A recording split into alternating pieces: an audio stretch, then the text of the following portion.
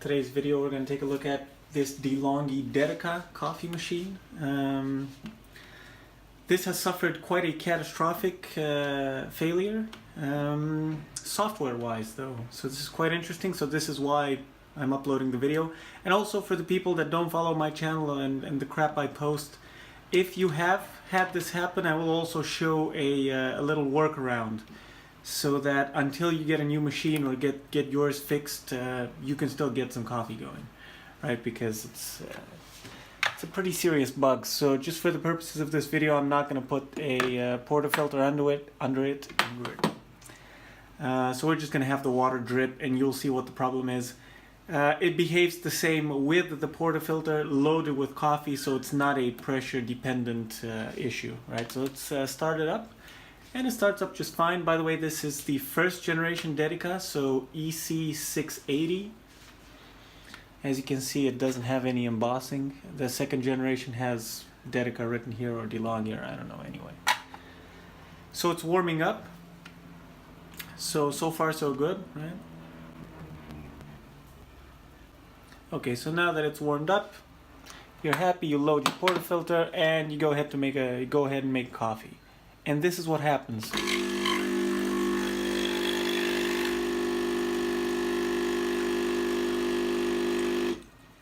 And then it stops, and then you can't do absolutely nothing. So you need to go again. So in any mode you put it in, it stops after about 3 seconds, goes into this panic mode, and returns to the home screen. Now you could technically just press more times until you get your shot. The keen-eyed amongst you will also note, right, the owners will note that it doesn't do the pre-infusion where it just gives a bit of water and then waits and then gives the full shot. So it's something awful has happened, right? And I'll tell you when it happened a bit later on. If we go to the steam, this is where the main problem is, right? With the steam, right, it will get up to temperature. Let's just wait for that to happen first, actually. And you go ahead and make your steam, right? So you open it.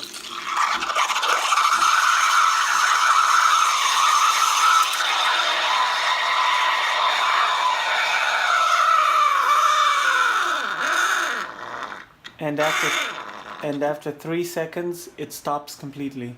So you go ahead here, and it will again go. And as you can see, it only goes for 3 seconds, and then it defaults to the normal mode, right? So the workaround for this would be just to toggle the steam dial on and off slightly like this. So let me just demo that right now. So you're into steam, right? And there's a little switch right at the bottom, and if you keep toggling that every second pump, then you can actually get it to pump continuously. So you go on.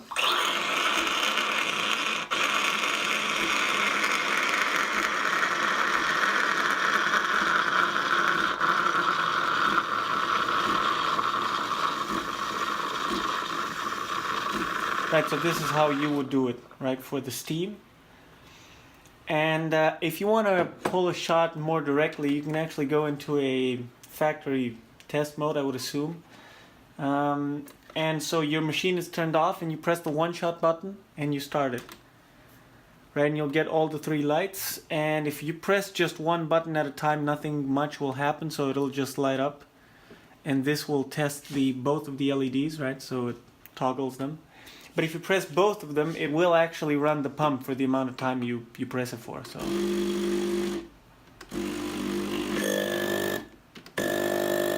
So you can hold it however long you want. So you can basically manually control the pump, right?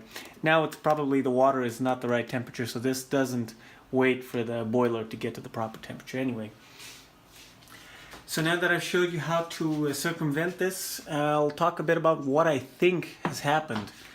So I was in the descaling menu, descaling my machine, right?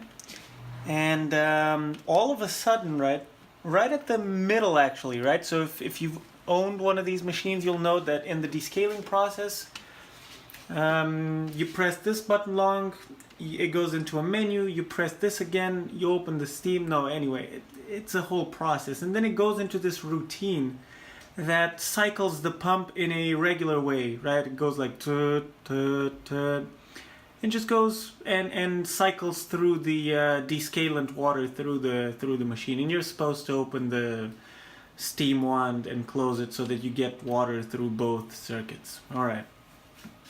So after it finishes the water on the first cycle, it actually detects that there's no water, I'm pretty sure.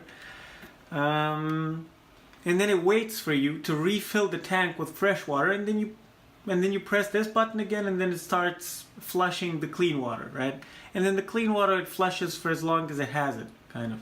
And then it goes into then I think it returns into the normal home position with these two lights on, where you could choose which shot you want. And right at that point, right at that transition from the descaling to the washing to the cleansing, however you want to call it, something weird happened. Like, I don't know exactly what happened at the time with the LEDs, but it basically went into this panic mode, whereby it would stop. So I think instead of continuing the cleansing, it went to home, and then I was like, so what now, right? You can still cleanse it with the normal mode, but it's a bit more cumbersome because you have to run many shots, and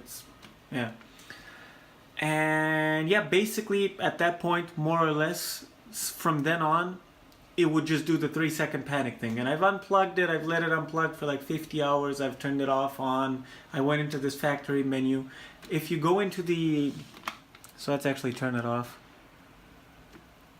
So if you go into this menu, so if you long press this, it goes into this menu, right? I think, I'm pretty sure, yeah. So it goes into this menu, and if you press one of the buttons here, I don't remember which one it was exactly, it's supposed to reset the settings, but it doesn't reset all the parameters, right? Because inside of it, it has a microcontroller, right? 100%, which stores the amount of shots that were extracted so that it can keep track and remind you to descale it, right? When the time has come. And right, because in the normal mode, if you didn't descale it, I have just done it, but this would blink green, right? So you would be able to do your shots, but it would blink to remind you to descale the machine. And so it definitely has to remember somewhere, even after loss of power, how many cycles has it gone through, right? And I would assume it remembers other stuff, supposedly, right? A mode it's in or some shit, I don't know. And what I suspect has happened is that value has been corrupted somehow, right? Because it goes into this descaling routine has 2 steps, right? So step 1 is the quick, I don't know, bursts, and it's a bit different from the cleansing, right? From the rinsing. Rinsing is the word I was looking for. Anyway. So I think at some point it changes that value midway, because otherwise that couldn't have happened, right? And somehow it corrupted the value it has stored in the EEPROM. So there's no way to reset it, because you can reset the controller and it'll just load the corrupted value from the EEPROM at the next startup, which is what it does every time, right, by now. And that's pretty unfortunate. I mean, I'm still gonna, even if it would be out of warranty, which it isn't, I still would get one of these machines. They're top notch, they're very well built, love them. This is metal, by the way, all of it. So metal cladding, very nice. So I'm very happy with the machine, and also Delonghi sells absolutely all the parts. I think the motherboard for this is like $20 including shipping or some shit. Right, I live in Germany now, so it's, give or take, your mileage may vary with the prices, but still it's pretty good, right? And they'll sell you anything. They'll sell you this knob, this nozzle, they'll sell you this knob, the buttons, absolutely anything you can buy on their site. So that's very, very nice. Alright, so I think that wraps up the machine part. And let's head on over to the computer, because I actually do have, before that, I can show you. So I do actually have a few meters where I actually did implement something, again, right? It's who knows what happened in this, right? Could be some Toyota unintended acceleration type deal, but by the way, Google that if you don't know what I'm talking about. And so I have this, right? And it has some modes, right? And let's say you stop it in this mode. Next time you start it, it will actually go to this mode, right? It's go to a different mode.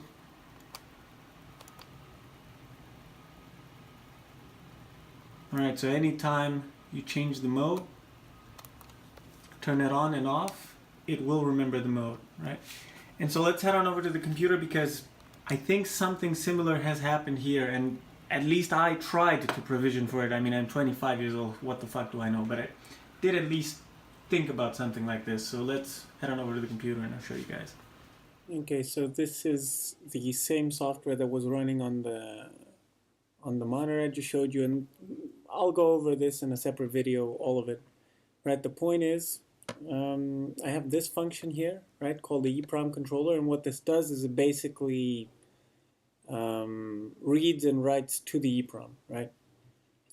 And when I'm saving the value, so there's two filters, so to say, right? So when I'm saving, first of all, do I have to save, right, is what I'm doing here.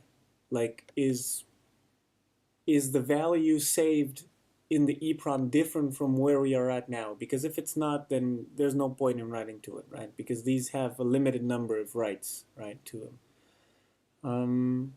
Then I go and perform a sanity check, right? Is the value bigger than 0? And is it less than serial, right? So serial is the last mode I want there to be saved. There's a black mode, as you've seen, and there's a battery mode. But I don't want to boot to the battery mode. That doesn't make any sense, right? So only after these conditions are met do I actually go on and save. And I also turn the LED on to show I've saved. Exactly, this is basically saving a different value and also performing the same thing. And in open, again, I'm getting the value, right? And if something has happened, right, and it's corrupted, it's like 15 instead of, so serial is actually, we can actually go to where, let's actually go manually. So serial is actually 4, right? These are the modes, right? And yeah, so basically if the value is larger than 4, we default to 2. So 2 is the mode that shows all the shit on the screen, right? It's the one that shows the watts, amps, volts, milliwatt hours, and milliamp hours. And yeah, so this, I would say this hasn't been done right in the coffee machine, right? Somehow the value stored in the EEPROM is corrupting the system and putting it into a state where it can't escape from, kind of. Right, so I don't know. I think that's what's going on, but who knows? The second theory might be that just the sensor has gone rogue right exactly at the time that I was performing the descaling, and it always thinks that, oh my god, something's happening, we need to stop, right? This is also quite plausible, but why I don't think this is what happened is because it happened exactly during this complicated routine, right? So it didn't happen when I was regularly using the machine, which is 99.99% of its life. It happened right at the time I was performing this descaling. So I don't know. Anyway, hope you enjoyed it. Have a good one.